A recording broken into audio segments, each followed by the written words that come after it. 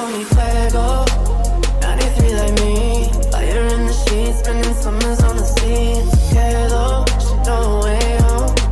Better life on the day. Game number 1 of our weekly final day 2. A huge thank you to Tumi, Zowie, Prairie, as well as Intel for joining us here to get things going. We have 5 games remaining, 5 games to find out who is going to walk away with 25,000. It's Miramar time as we head over to Pansy and Hypoc.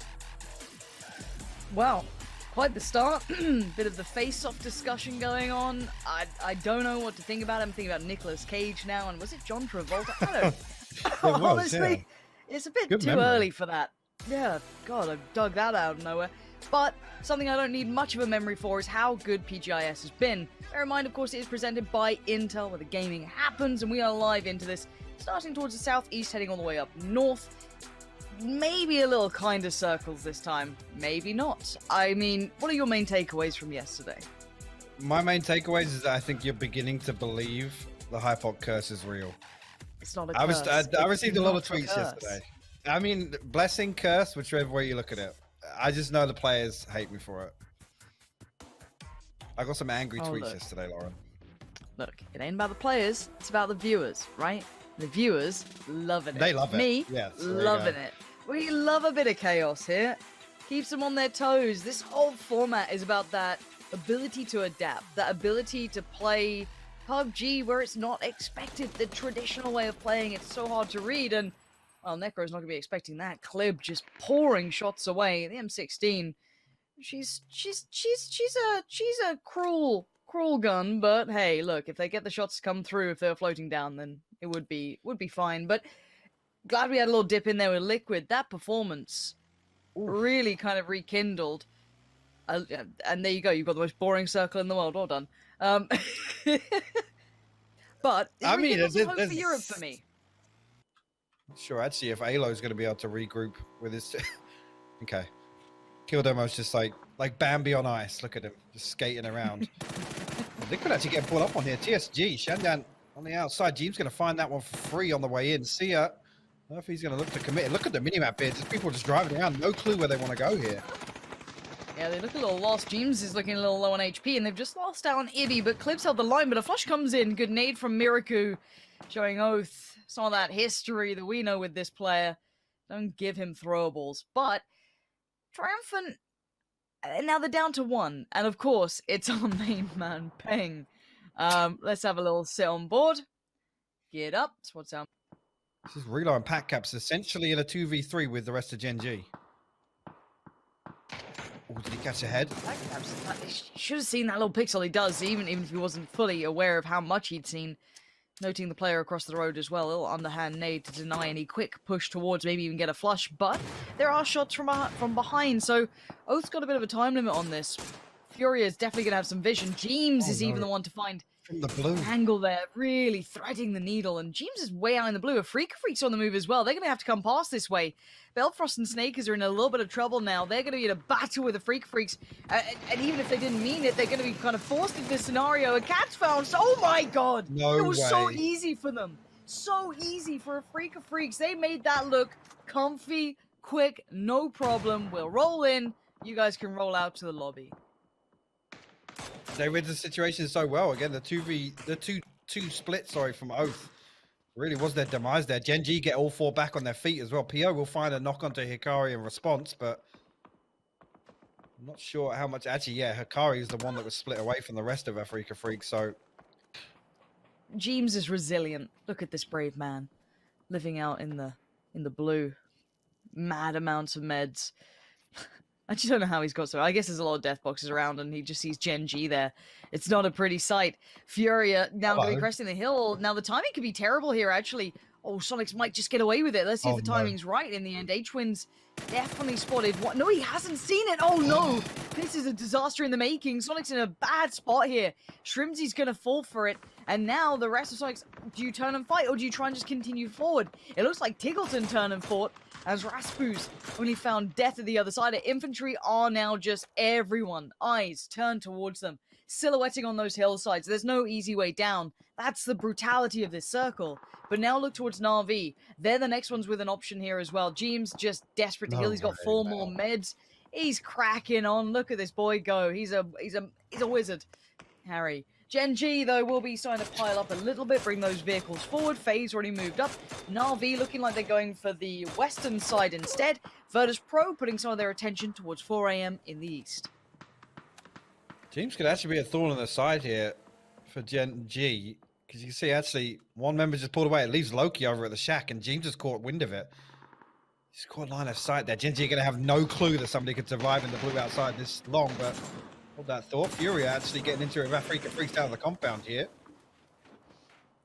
Yeah, Mime's there too, I think, and this has been a bit of a torrid battle. It looks like there was actually James got caught then. I actually don't know who by, because the kill feed gets cut off for some reason with that. Was that Pio looking that way? They look that late?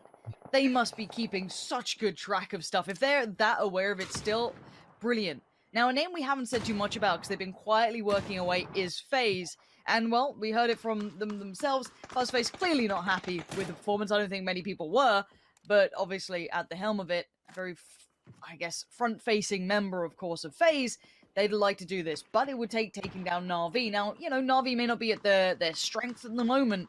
But Senya's still a strong IGL. Besto's still a deadly player. You've got a lot of firepower with very little options about to come your way. We are seeing Shoot to Kill and Gen G having a little bit of a scrap, and we're going to see Gen G pulling up here. That's why there's a scrap going on. Uncivil trying to keep the gate safe. Mollies go out preemptively. Really nice work. And look at the state of Gen G. No helmet. Best is broken. Esther trying to get up onto the roof. Maybe a good move, but vulnerability for sure. But getting away from these vehicles might be option number 1. Yeah, that nade actually did a lot of damage to Pio, but Esther managed to reset a little bit. There you go, Kurt's actually going to find Pio with that follow-up nade now. That might be the green light for SDK to come out and clear the edge of their building. The rest of Gen G, a little bit staggered back. Loki's still drifting over along the road. Look at this, Loki does try and peek out, but not enough damage there really for one of his teammates to capitalize on it. This is in a tricky spot to play against if they've not heard it. Now, a knock came towards 80. I didn't see a flush, so FaZe could be able to get themselves back together with a decent enough amount of time, which I think they have. They don't have any direct threats right now. And OK7 might be considering something. Maybe a cautionary nade could be thrown, but that would take moving out of their quite safe compound. Now, Loki's fallen off this. He's tried to back away a little, but merely to his own detriment as he is now out of the circle. But there is obviously a imposter among us. We do have Esther up on the roof looking for a vent. That's an old meme.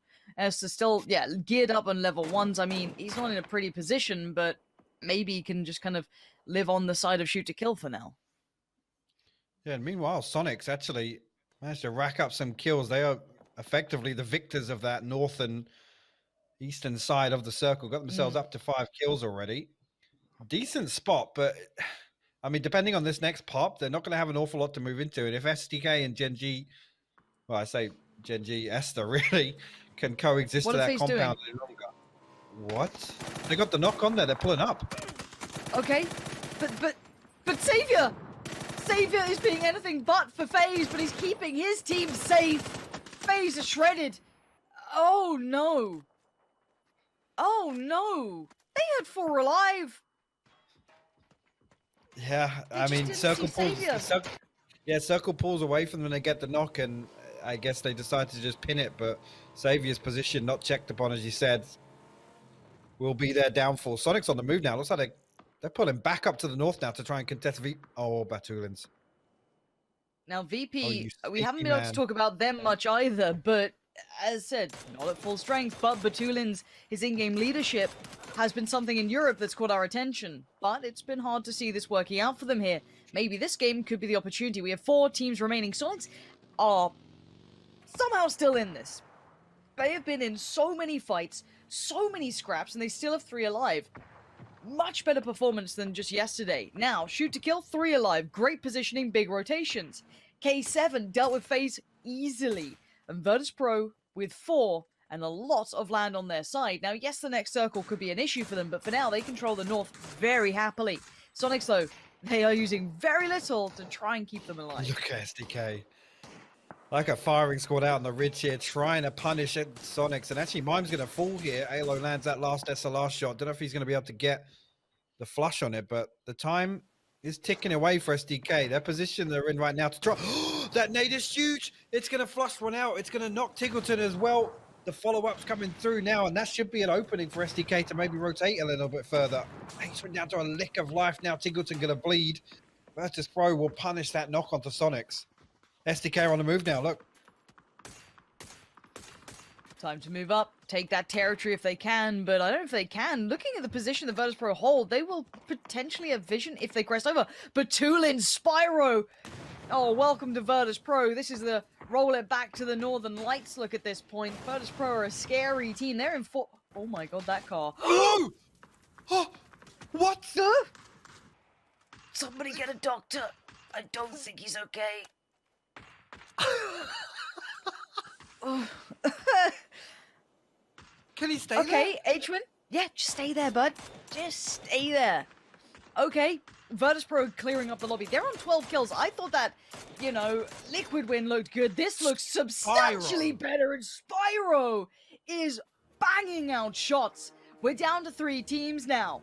VIRTUS still with 4, K7 with 3, and the vehicle man combination, the new hood ornament for Sonics. I mean, I'm not sure how it's going to work for H1, but he's going to make a damn good go of it. Now, the circle could be the biggest problem. Potentially. Now, the circle could be the biggest problem for VIRTUS here. Look at that open ground, and look how much cover K7 has to work with, and they only have to shuffle a little to that circle. The thing is, though, VP was one of the...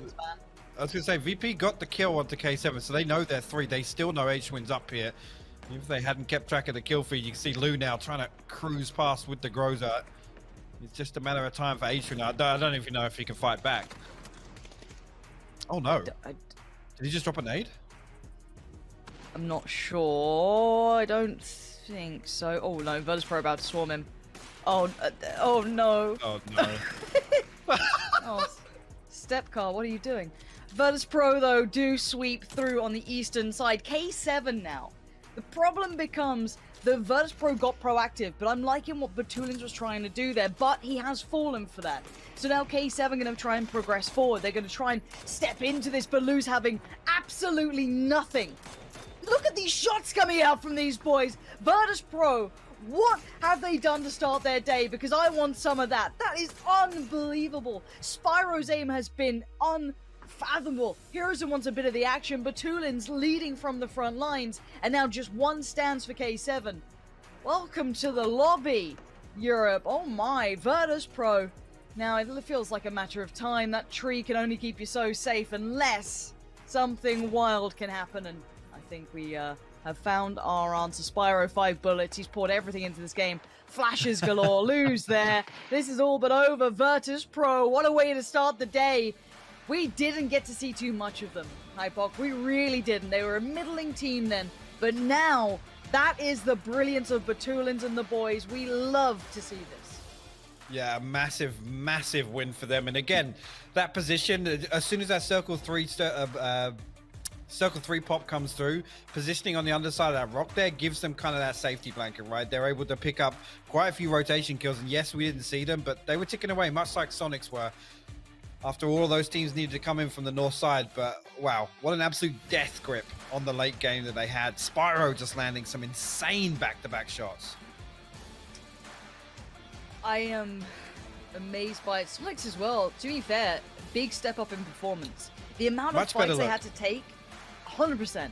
They were not in like an easy position. They didn't have like a centralized compound, none of that. They had to work very hard for that. So for me, I think a good look all around the lobby. I can't really be upset by that. And seeing another, you know, EU team, the CIS Giants here looking real good.